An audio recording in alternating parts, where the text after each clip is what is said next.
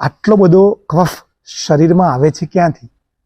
આવો પ્રશ્ન કેટલા બધા લોકોને થાય છે. અને જેના શરીરમાં ચરબી વધારે છે એ લોકો એને બાળવા માટે વજન ઉતારવા માંડ્યા છે. કફ છે, કફ સામે લડે છે.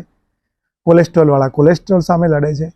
પરંતુ આટલા 30 વર્ષના સતત જુદા જુદા મારા પ્રયત્નો છતાંય હજુ પોતાના શરીરને સમજીને, ઇમ્યુનિટીને સમજીને એના મૂળ સુધી હું લઈ જાઉં છું તો ત્યાં ટકવા કેમ તૈયાર નથી તમે લોકો? કફ આપણા શરીરમાં બને છે, પરંતુ આપણા શરીરમાં 3 વસ્તુ જાય છે કોમન બધાના શરીરમાં. એક શ્વાસ એટલે કે હવા, બીજું પાણી અને ત્રીજું આહાર. આ 3 વસ્તુ ઓછી પચે કે એકદમ અપચો થાય એમાંથી જે બને અને પજવે એનું એક નામ કફ પણ. કારણ કે વાત, પિત્ત અને કફ આ 3 ના આપણા દોસ્ત છે ના આપણા દુશ્મન છે. એ આપણને જીવાડે છે બરોબર છે, પરંતુ એ એનું કામ કરે છે લુબ્રિકેશન માટે, પછી આપણા શરીરમાં ચરબી બનાવવા માટે. કોલેસ્ટ્રોલ ન હોય તો આપણે જીવી જ ન શકત, કારણ કે લોહીની નળીઓ બનાવવા, હોર્મોન બનાવવા, આપણને જીવાડવા, લસ્ટર આપવા અને પ્રસન્નતા અને કેટલી વસ્તુઓ સાથે ડિરેક્ટલી કે ઇનડિરેક્ટલી કોલેસ્ટ્રોલ જોડાયેલું છે. વાઘ નથી, એની સામે પણ લડવાનું ન હોય, બેલેન્સ કરવાનું હોય. તો કફ સામે લડીએ અને કફની જોડે જોડે શરીરની અંદરથી કામની વસ્તુ જતી રહે. એના બદલે કફ થાય છે કેમ? તો પાણી ન પચે ત્યારે. કેવી રીતે ખબર પડે કે પાણી નથી પચતું? તો એવા દર્દી આવે કે જે પાણી પીવે અડધો ગ્લાસ, પેટમાં વાગે, પાણી જાણે નીચે જ ન ઉતરતી હોય, અને એ અડધો ગ્લાસ પાણી પણ 2-3 કલાકે પેટ હલકું થાય, પી જ ન શકે. ધીરે ધીરે એની સારવાર થતાં થતાં એ પાણીને પચાવતા થાય. 3 કલાક સામાન્ય સંજોગોમાં પાણીને પચાવતા લીવરને થાય. હવે જે લોકોને પાણી નથી પચતું તો જે કંઈ પાણી છે એને અડધું બાળી નાખે ધીમા તાપે. એટલે 20 ગ્લાસ પીતા હોય કોઈ, તો 40 ગ્લાસ પાણીને એ ધીમા તાપે ગરમ કરે એટલે બળીને 20 થઈ ગયું. એટલે પાણીથી થતો કફ ઘટી ગયો. હવે વાત આવી હવાની, તો હવાને કઈ રીતે પચાવવી? ખુરશીમાં આ બેસી રહ્યા, આ બેઠો છું અત્યારે, આનું ફંક્શન એકદમ સ્લો છે. અને જો કોમ્પ્યુટર પર વચ્ચે ડાયવર્ટ થઈને કોઈ ન્યૂઝ પર નજર પડી, ફેફસા પણ લોક અને શ્વાસ પણ અદ્ધર, એ વખતે એનું ફંક્શન ઓર ડાઉન. બસ આનું જે ફંક્શન છે, ઊભા થયા એટલે ઓટોમેટિક એણે વધારે શ્વાસ, ઓક્સિજન લેવાના પ્રયત્નો શરૂ કરી દીધા. ચાલવા માંડ્યા એટલે તરત જ એની કેપેસિટી વધી. અને મધ્યમ ઝડપ, આપણે વધારે પડતી ઝડપથી ચાલીએ એટલે આરોગ્ય મળી જશે એવું નહીં, મજાથી ચાલવાનું. મધ્યમ ઝડપ હોય એટલે આપણે એનો આનંદ માણી શકીએ છીએ. વ્યાયામનો ભાર ન હોય. ચાલવાથી પણ આપણા જે ખોરાકનું પાચન થાય, અપચો ઘટે એટલે નવો કફ બનતો ઘટવા માંડે. અને ચાલવા સિવાય જીમ કરો, એનાથી પણ ઘણી બધી વસ્તુ મળે. સાયકલિંગ ગમતું હોય તો એ કરી શકાય. પ્રાણાયામમાં એક જ તકલીફ થાય છે, એક જગ્યાએ બેઠા બેઠા માણસ પ્રાણાયામ કરે, એ સિવાય સાવ ધીમે ધીમે આસનો કરે તો ઘણી બધી વાર કેલરી બળવાની વાત બાજુમાં રહે. એટલે વજન, કફ, ચરબી, કોલેસ્ટ્રોલ આ બધી વસ્તુ ક્યારેક સાઈડમાં રહી જાય છે. ઇલાસ્ટિસિટી સરસ આવે, તમારી મનની પ્રસન્નતા વધે, પરંતુ આ બધી વસ્તુઓ ક્યારેક ચૂકાઈ જવાય છે. એટલે એ એક્સરસાઇઝની જેમ અમુક વસ્તુઓ ક્રિયાના રૂપમાં થાય તો એનો ફાયદો થાય. સૂર્ય નમસ્કાર સાવ નિરાતે કરવાને બદલે 30 સેકન્ડમાં એક પતે તો એનાથી પેદા થતી ગરમી કફને બાળવા માંડે છે.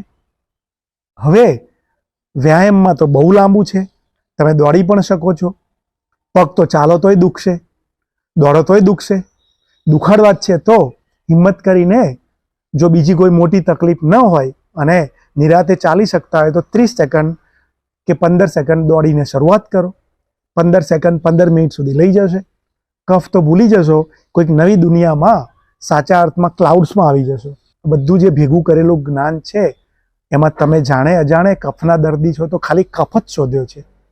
અને તમને પીરસનારા પણ તમારી નાડ પારખીને એક એક્સાઇટિંગ અવાજમાં મીડિયાના, ન્યૂઝના માણસોની જેમ જ વિડીયો શરૂ કરે છે. અને તમારું અનકોન્શિયસ માઇન્ડ એને પકડી લે છે. કારણ કે પહેલી 15 સેકન્ડમાં તમને કેમ પકડવા એની ટેકનિક એમને આવડે છે. મારે કોઈને પકડવા જ નથી, આ કુદરત છે. તમે કુદરતના પ્લેટફોર્મ પર નિરાશ જીવે આવો, સાજા થવું છે, હું મારો સમય આપું છું, મારું જ્ઞાન આપી દઉં છું જે કુદરતે આપ્યું છે. તમારે ખાલી સમય આપીને નક્કી કરવાનું છે કે આ વસ્તુ મને ખબર પડે છે તો આમ કરી શકું તો કરો. આમાં કોઈ ડિસ્ક્લેમર છે? કશું જ નથી. આમાં એવી કઈ ગુડ વસ્તુ બતાવી છે? ઓપન સિક્રેટ છે. એક જ ગુડ છે, અમલ, એ લોખંડની દિવાલને તોડો. તો મૂળ વાત, જે કફ સામે લડવાની બધી વસ્તુઓ છે એ તો તમે વધારે જાણો છો.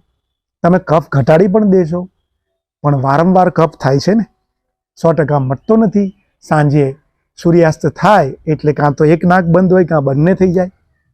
ઉઠો ત્યારે ઘણીવાર બંધ થઈ જાય. ઊંઘમાં મોઢું ખુલી જાય, મોઢેથી ફુર અવાજ સાથે શ્વાસ લો છો, અહીંયાથી ઇન્ફેક્શન અંદર જાય છે. આમાં કયા વિડીયો, કયા છાપાના સાચા ઇલાજો પણ કામ લાગ્યા? કારણ કે ત્યાં આ વાત નથી. એ ટૂંકી વાતમાં ઔષધ પર ફોકસ વધારે હોય. ક્યારેક તમારી વૃત્તિના કારણે એને ચમત્કારિક શબ્દો વાપરવા પડે. સર્વાય નુકસાન કોને ગયું? દર્દીને. દર્દી જ રહેવું છે કે આપણો જે પાયો છે આરોગ્યનો, અને દરેક જણને જેમ રાજકુમાર કે રાજકુમારી બનાવીને પરમાત્માએ પૃથ્વી પર મોકલ્યા છે, એમ દરેક જણને એક રેડિયન્ટ હેલ્થ આપી છે. અને બધાને અંદરની મશીનરી એ મોંઘામાં મોંઘી કાર કે રોકેટ કે વિમાન કરતાં પણ સારી આપી છે. પરંતુ એ મશીનરીને વાપરવા માટે ચાવી એમની પાસે નથી રાખી. નહીંતર તો હવાની પાઇપલાઇનમાં જ અંદર ફૂડ આવતો હોત ને. એણે આપણા પર છોડી દીધું છે. અને એક ભૂલ એણે માત્ર કરી, કારણ કે પ્રાણીઓને એણે ચાવી એની પાસે રાખી છે, એટલે પ્રાણીઓ આડીવળી વસ્તુ ખાતા નથી. આપણે બિસ્કિટ નાખીએ તો કીડી પણ એની પર આવતી નથી. અને ઘણી બધી વાર અમુક પિઝા કે બર્ગર કે એવું ડોગ પણ સૂંઘીને પગ ફેંકીને જતા રહે છે. આપણને એ વસ્તુ નથી સમજાતી. તો એ વસ્તુ નથી સમજાતી, શરીરને સમજાય છે, અને કફ બનતો રહે છે, કોલેસ્ટ્રોલ બનતું રહે છે, ચરબી બનતી રહે છે. ચમત્કારોની દુનિયામાં, ચાહે મંદિર હોય, ચાહે આયુર્વેદ હોય, ચાહે અધ્યાત્મની ભાષા હોય કે ચાહે ધ્યાનની ભાષા હોય, તો નથી ધ્યાનમાં ચમત્કાર, નથી ઔષધમાં ચમત્કાર, નથી થેરાપીમાં ચમત્કાર. ચમત્કાર આપણે પોતે જ છીએ. અને જ્યાં સુધી આપણે ભયમાં જીવીશું ત્યાં સુધી દરેક જગ્યાએ, ધર્મમાં, આરોગ્યમાં કે બીજા કોઈ પણ ક્ષેત્રમાં આપણને ડરાવવા માટે બધા તૈયાર છે, કારણ કે આ ડરનો ધંધો છે. પરંતુ અંદરથી સતત આપણે આપણી જાતને ભયથી બચાવતા રહીએ અને એનાથી મુક્ત રહીએ. એનું નામ અભય છે. અને હું આશા રાખું કે અભયના રસ્તે ચાલવાનું શરૂ કરો. અને આ જે કહ્યું છે એ ખાલી હું કહી રહ્યો છું, એના માલિક તમે છો. સ્વસ્થ રહો, મસ્ત રહો.